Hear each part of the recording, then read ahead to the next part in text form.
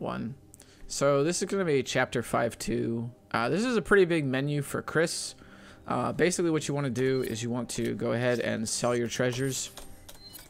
And then you need to buy 2 rocket launchers. And you need to buy at least 1 pack of flash rounds for the grenade launcher. I usually just buy 2 just to be safe. And then you want to just put one of those flash round packs into the inventory and then just swap out your flash rounds, and you swap your flash rounds into the grenade launcher itself. Just keep your explosive rounds in the inventory itself. The grenade launcher is pretty much going to be like most of what you're going to have equipped for the chapter. That's right, you don't need to do anything, right? For Shadow doesn't need to do anything here. I mean, while he's doing that, you take this opportunity. You're gonna press TV, sell all your treasures, and buy as many rockets as you can. You should be able to buy 2 rockets, even though my inventory says I could buy 3. That's from the new game. So good. Scroll twice. Buy 2 rockets. Put 1 in your inventory because it's one of those things where you don't necessarily. Actually, you do need it in this chapter. Yep. But while he's menuing, you might as well do your menuing as well. So. Yep. Yeah, Chris does not need a rocket for this one. However, Sheva does. So, let's go ahead right into the chapter. So we'll go on ahead. We're going to be introducing a new kind of enemy. They'll have guns, and they'll often have armor in different places. They'll have armors on their legs, on their body, or sometimes they'll have a gas mask, which will make them impervious to stuns.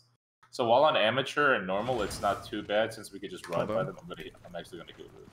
Okay, so the biggest thing here is that for the person using the grenade launcher, usually Chris, you have 2 you have 2 flash rounds that you want to fire into 2 different rooms, and you're gonna let Sheva go on ahead and activate the cutscene trigger so that you can run down the stairs a little bit, shoot a flash nade into a room with 3 guys in it, and that'll stun them so you both can run through there.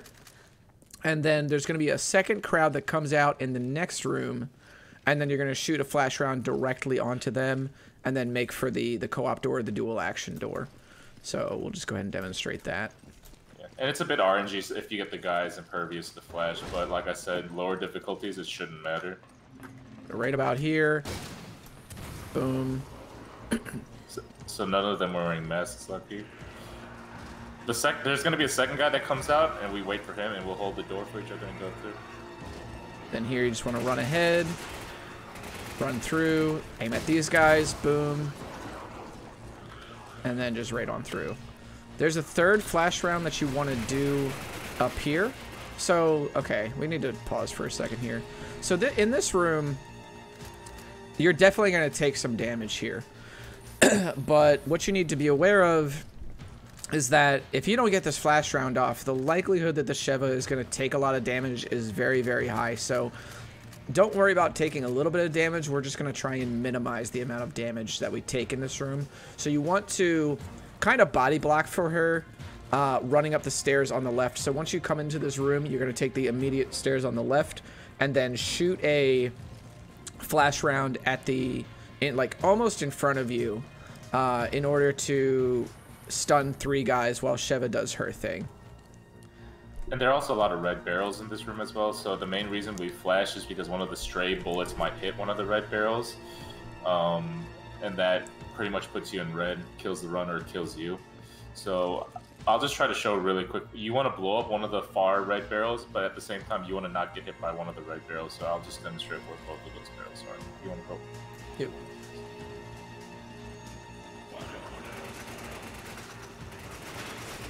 So about right here is where you want to do it.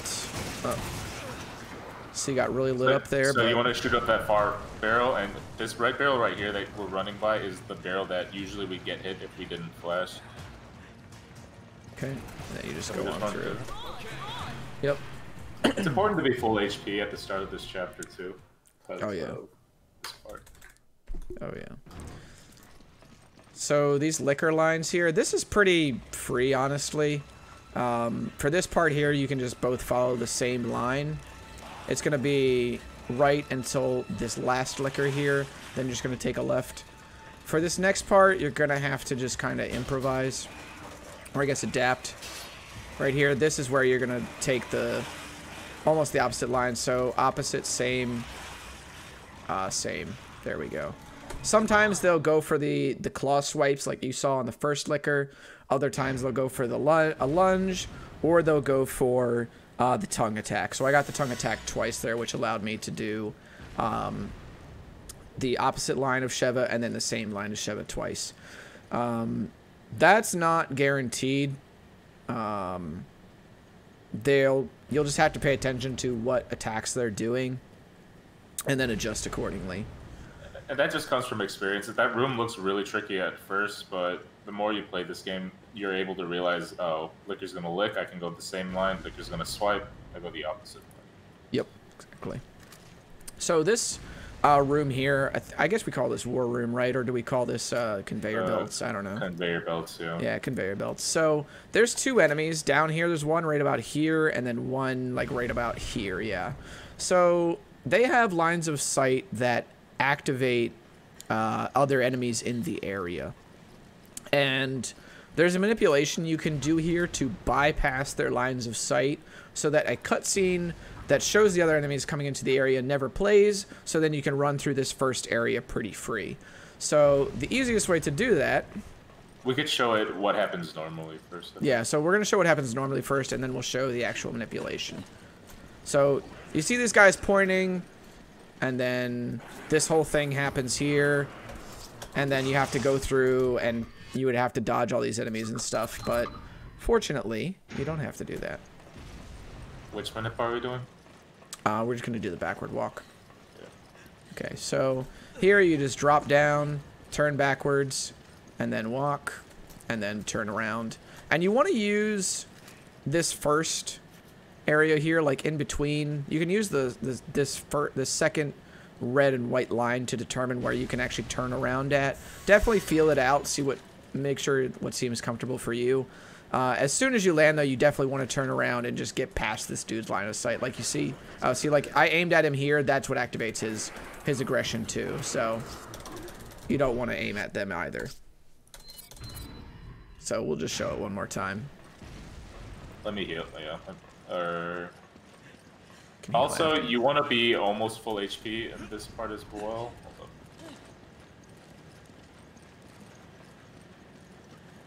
Pretty easy. Hello. Make sure as Chris, you switch to your handgun here as well, because you might need it for the upcoming section. Here, you just kind of want to run along the middle of the conveyor belts, so you have full walk speed, and then you can theoretically just make it before this thing here comes, or this box. But unfortunately, I got caught in an invisible wall there, so no harm, no foul though. If, like Kama was saying, if you're not full health here, you definitely want to heal before this room. This room can get pretty dicey. It's another conveyor belt room where you can see these barrels going into the furnace, and you have to just constantly walk against this in the middle of the conveyor belts again. But there's going to be some guys up top over here that are going to try and impede your progress. One of them can throw a grenade either very early or very late, or just not at all. I think it's not at all is one of the patterns. And then there's a bunch of enemies at the end of the conveyor belt. Fortunately, if those enemies at the end of the conveyor belt do get in your way, you can just blow up one of these sets of 4 barrels preemptively to just kind of take them out before you get up there. And these red barrels are spaced far enough apart that most of the time they're not going to cause a chain reaction. Maybe side by side they might, but it's not going to be like all in a line. So yeah. So as a Sheva player, because there's an insta-kill oven right where you jump down, and the stray bullet, if it hits any of those red barrels, you're pretty much dead. As a Sheva player, as soon as you go through these double doors, you want to quick turn left and spray a row of fire barrels so that there are no fire barrels when you jump down, explosive barrels when you jump down. So I'll show it right here. So that way, if a fire barrel blew up right there, we wouldn't be dragged into the oven. There's a grenade right there. We're going to get hit. It's a bit of RNG. Nothing you can do. Sometimes play this a little bit safe, take this guy out, but...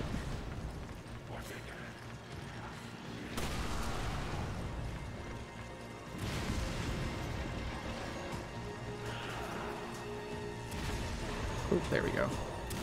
And get through this. This is one of those things that definitely requires you to just play the game quite a bit to understand, like, how many little variations there are on that thing, or on that room. It's nothing too crazy. You can just kind of YOLO it most of the time, but the most important parts are to just kind of stick to the line there in the center, shoot the enemies that are near the barrels if you want to play it safe, take out the enemies up top as well if you kind of feel like you're going to take way too much damage. Why would they need these, do you think? Maybe they're planning. So after this dual action lever here, this is going to activate the lever over there, and it's going to also introduce you to a new enemy, the bugs, or the I don't know, we can just call them bugs. But Let's chill right here while we explain. yeah, so there's going to be one that spawns about right over here, and the first player that walks into it is going to activate a cutscene. The second player is going to push the other player through. So you want to, when the cutscene activates, make sure that you're hitting escape or start or whatever, for whatever peripheral you're using. And then you'll just get pushed back through their activation. You won't have to fight them at all. And then we'll demonstrate sort of like the cycle that's coming up on the conveyor belt here, where you can you'll just lose the bug. So you won't ever have to fight it. You'll just have to maybe flash around it once and then go from there. It's important not to get caught by these bugs because they are an instant kill. Yep, absolutely an instant kill. And whenever a bug spawns, you can always push to the left of it wherever it spawns throughout the rest of the game. The right side's a little bit iffy. I don't think both players could do it, but generally the first player going through can always go to the left side of a bug. So. Yep. So here we go. So hug the left here. And then I think I hugged a little bit too hard. Didn't get pushed there, but all good. So one player here going to activate the switch. Typically whoever just has the grenade launcher just going to wait. Maybe just fire a couple shots at it to delay it. Make sure that you come down by the time that these double boxes come down, and then you just want to run straight forward. As soon as you hit this little gap in the railing here, you just want to wait for the next box to pass by, and then just keep going. I mean, it's pretty free, to be honest. You might get eaten by that first bug until you utilize that cutscene skip and pushing, but we've gotten eaten by bugs plenty through the entire game. So. Yeah, it's not a huge deal. So this is the room before the boss of this chapter. As a Sheva player, the only thing you really have to do is, out of the 4 boxes here, before you jump down, you're going to want to shoot the second one. This gives explosive round, or flame rounds. Yeah, the flame rounds here, you can just kind of set them to the side. I usually tend to put mine, at some point, they always end up in my 9 slot or my 3 slot, whatever, kind of however the run's going determines that. You'll use these on 6-2 much later, so don't worry about them for right now, but they are important, so keep them around. Yeah. Keep your grenade ready, or your rocket, or your main weapon ready with your rocket quick swap, and we're just going to quick fire at the boss and kill him. Boom, done.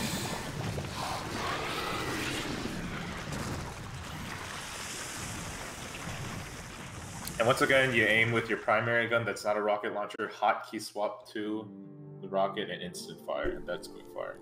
That is also chapter 5 too.